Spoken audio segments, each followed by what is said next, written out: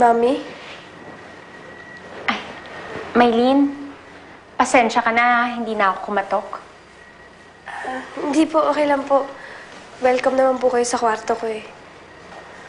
Ay, pinagtimpla kita ng gatas, oh. Inumin mo. Salamat po.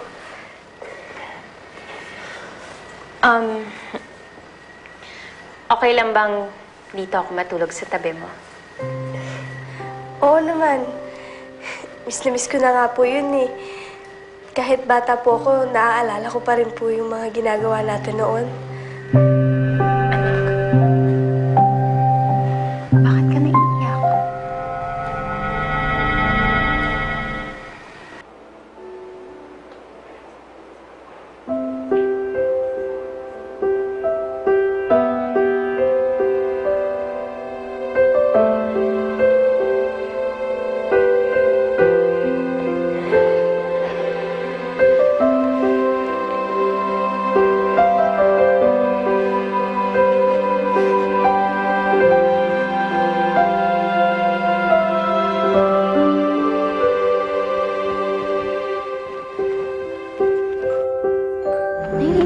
Maylene!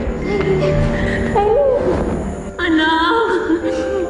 Salamat naman sa Diyos. Narinig niyo yung dasal ko. Hinahanap kita, anak. Pangako din, kailangan ko palagi sa tabi mo.